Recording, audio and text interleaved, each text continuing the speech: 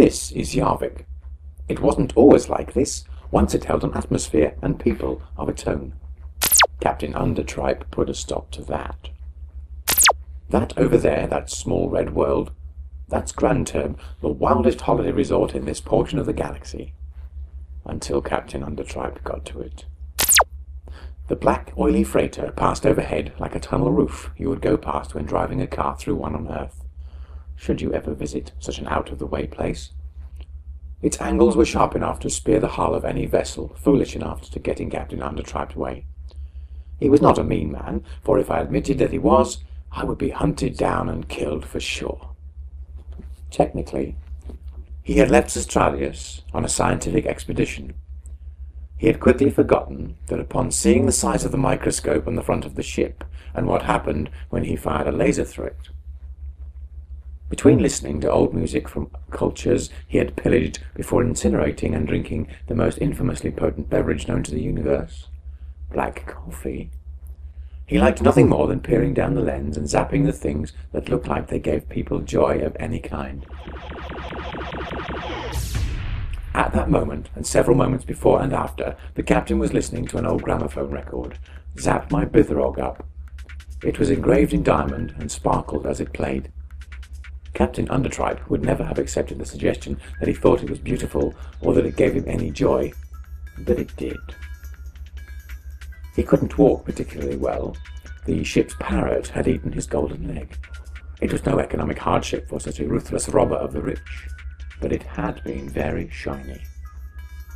The ship's fax machine started beeping. He had neglected to refill the paper tray in years, but he'd been classy enough to refill the ink cartridges with blood.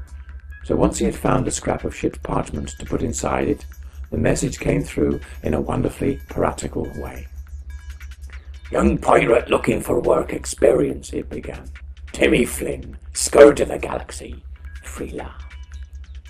Students in this area were always looking for attention from big names like him. Better ignore it. No sense having another mouth to feed. "Sir!" What do you want?" The heavy man lumbered into the room, a heaving mass of muscle, surrounded by an even more voluminous mass of fat. No crew member had ever had the captain's formidable physique, but they were still pretty large. "I handed in my notice last week and you haven't shot me yet. I don't like the idea of staying against my will." That sorted things nicely. Now to reply to this applicant of his.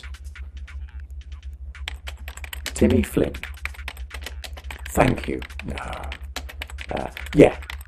Join me if you want. I'm a crew member down and you'll have to do. Don't let me down or see your planet perish. With love.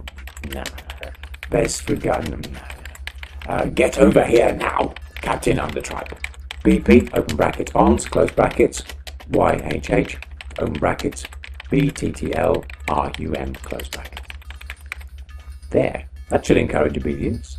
Now, why did that song have to jump or get stuck every time he played it? If it weren't made of diamond, he would take delight in smashing it. As it happened, it was very difficult to play without wearing out the needle. Because the biscuit tin with all the spares in was on the top shelf of his cabin, he was stuck until his leg was retrieved from the now decidedly unwell Parrot.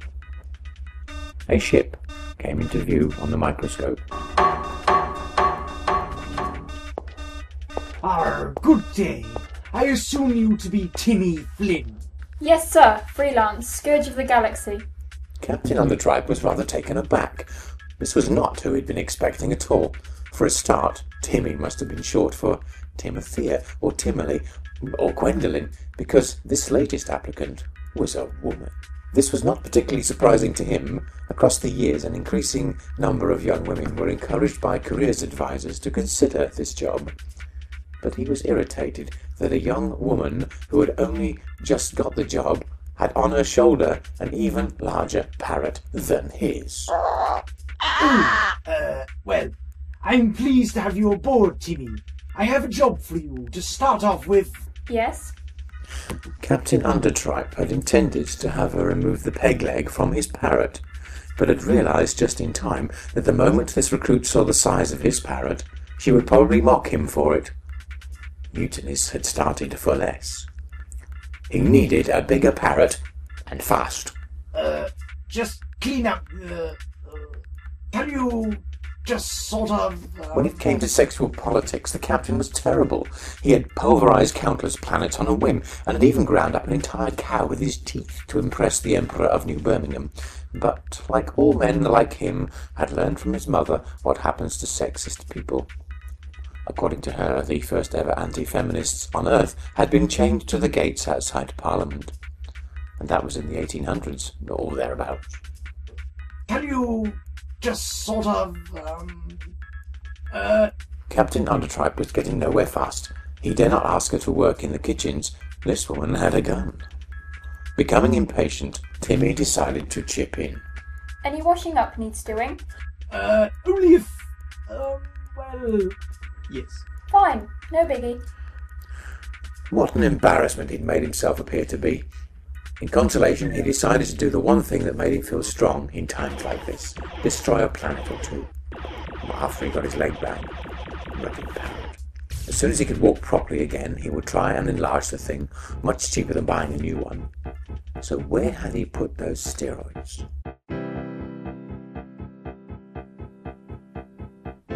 In episode 1 of The Great Parrot Plague, Captain Undertripe was played by Jonathan Wally, Timmy Flynn was played by Helena Enright King, and Polly was voiced by Donna Lang.